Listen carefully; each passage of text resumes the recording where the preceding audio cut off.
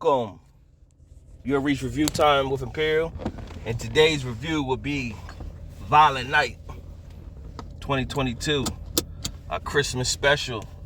Subscribe to the channel, like the video, and happy holidays to you and your family. Now, in the spirit of Christmas, this is a movie that I watched just because it's Christmas and I was interested.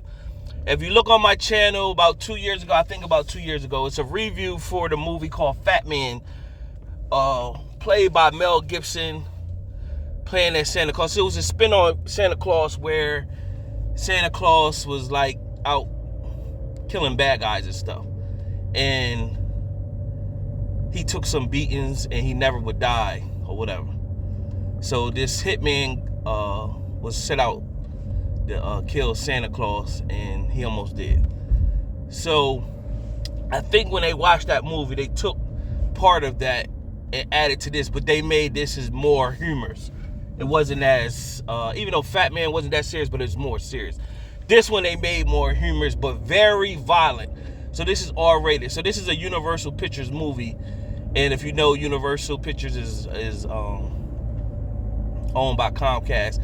This would have been a great movie to go strictly launch on Peacock streaming service. They should have launched this directly on Peacock, even though it was decent enough to watch in the theaters. So they want some of that theater money. But this is the type of movie that you put directly on the streaming platform and launch directly on Peacock, because it brings more attention to the movie. And it is a decent movie to watch. So nevertheless, let's get to the movie. Movie starts off the trailer where you see Santa Claus at the bar. He's drinking, soaking in his spirit, tired of being a Santa Claus. And the other Santa pops up. The other Santa he's like the mall type Santa. And he's pretty much saying, you know, the love of the faces of the children.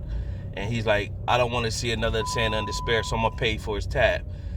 So he left, and pretty much he gave the bartender a gift for her grandchild, and she never told him who her grandchild was. So she was like, well, how you know who my grandchild name was? I didn't tell him that.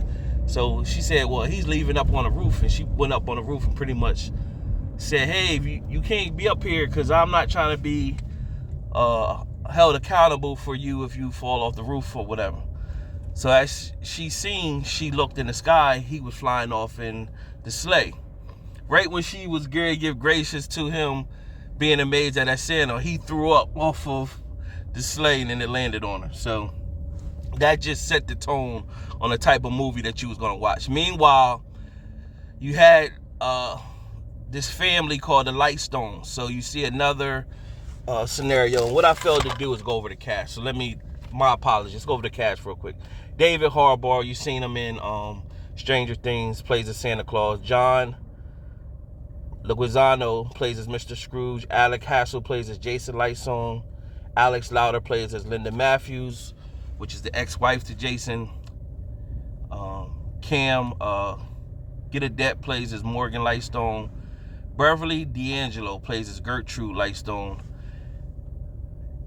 Ed Patterson, Edie Patterson plays as Alva Lightstone. Leah Bradley, who's the main character next to Santa, plays as Trudy Lightstone, but she named after her grandma, Gertrude Lightstone. And Alexander Elliott plays as Bertrude Lightstone. So I failed to mention the cast, but that's the cast right quick. So let's get back to the story. So the Lightstone family. So what you have is Jason Lightstone's going to pick up his daughter Trudy and her mom. Well, they're picking him up so that they can go do Christmas with his family. Now his family is filthy rich, the Lightstones. So they got their own estate and compound, and their marriage failed because the son, Jason, has always been underneath his mom's fingertips and doing everything she says. And if she doesn't follow what he says, she'll pull the money from him. But that affected his marriage. So they still show up to Christmas. Meanwhile, he got his sister Alva, played by Eddie Patterson. So if you know what she in the movie, all characters that I seen her play, she plays on the Gemstones that's on HBO Max. Her character, this is the same character she played in the Gemstones. This is the same character she plays in this movie. So she's like comic relief, saying little quirky comments, and she's the sister. So brother and sister, she's basically saying who is mom going to give the business to. So they spoiled brats, but they don't respect, the mom don't respect them, and that's setting the tone. So they having Christmas, they got a catering business there, a bunch of security there, so you don't know who's the bad guys, who the good guys yet.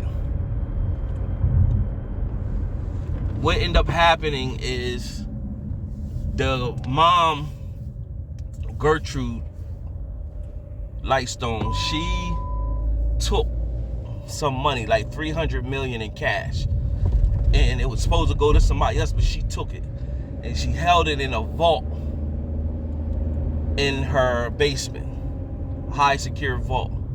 And so the bad guys run by Mr. Scrooge, played by John Leguizamo. He got whiff of it, and he's coming in to take that money. So he got his own goons, mercenaries, to go and confiscate this money. And so the violence come because they treacherous, they just killing everybody on spot. Now she has an extraction team, but her own extraction team has decided to switch sides and go against her. Now, where Santa comes in, that he's delivering packages. So the little daughter, Trudy, pretty much was saying the dad didn't take her to see Santa Claus, and she didn't get to say what her wish was for Santa. She's been on a good list. So the dad went in his basement of toys growing up and found her a walkie-talkie, and pretty much said, you can mention what you want for Christmas on this walkie-talkie, and then they get out to Santa. So what dad's going to do is take that and basically find out what she wanted and get her whatever after Christmas. So meanwhile, Santa's delivering presents. They finally get to this house where the Lightstones is. Now he's sitting there. They got like one of those chairs that you could vibrate in, and he's just sitting there. He's been drinking all night, and he's sitting back relaxing. Meanwhile, the mercenaries are starting to go in action. They start killing people. So he hears the gunshots go off while he's relaxing, and so he's getting in mode. But if you don't believe in Santa, the magic of Santa, it dwindles down. So he was trying to hurry up and bounce and leave and dip up in a Christmas tree, but there was no belief there. So he couldn't use his magic to shoot up through the chimney. So he had to go in high mode, and then he run into the first goon that he pretty much kills. And he gets wounded in the process, and then when the mercenaries take over the house and kill everybody and start letting everybody know who's who,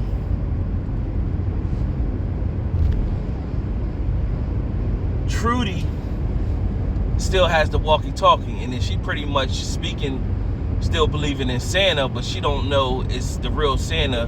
And he gets one of the walkie-talkies off the goons, the mercenaries, and he talks to her and pretty much tells her that he's going to save the day or whatever. So then after that goes a bunch of different people getting killed, a bunch of funny different moments throughout the but it's very violent. So people get killed, and they show everything getting killed, and it gets to the point where it was a Home Alone moment where the little girl watched Home Alone. She escaped up in the attic. She had two goofy mercenaries chasing her, and then she used like the Home Alone tactics, and they ended up getting killed off of that. So that was cool. Then you had Santa pretty much taking out all the mercenaries, and it comes down to the final end, and then it was almost like Santa was dead, but then everybody believed in him, and they brought him back to life.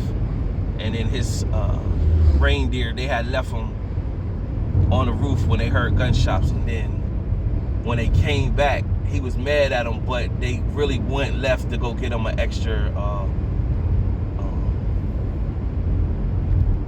gift bag and his hammer. And his wife, Mrs. Claus, put the message on it. So it really could be a part 2.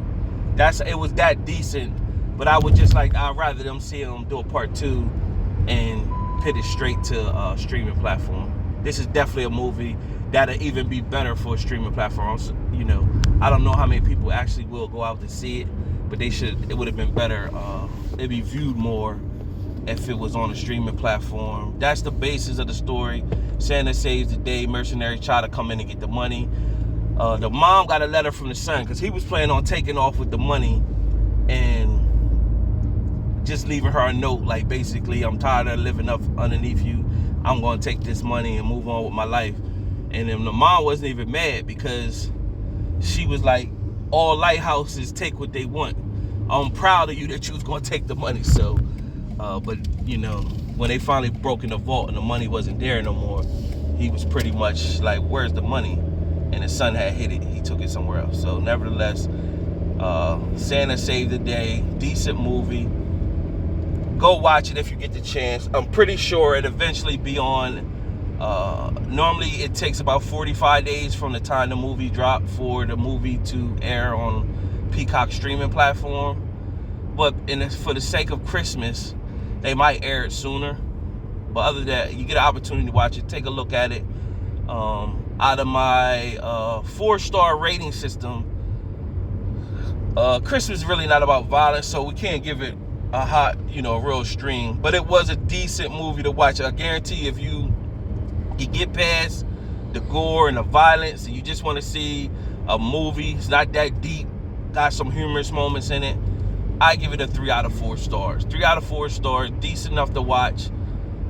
Some people might say how Santa gonna be killing people, but I seen Fat Man, and so if you see Fat Man, then it's not beyond what you.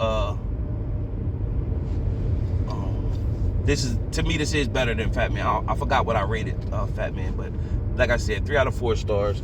Subscribe to the channel, like the video, get the opportunity, go watch it. Till next time.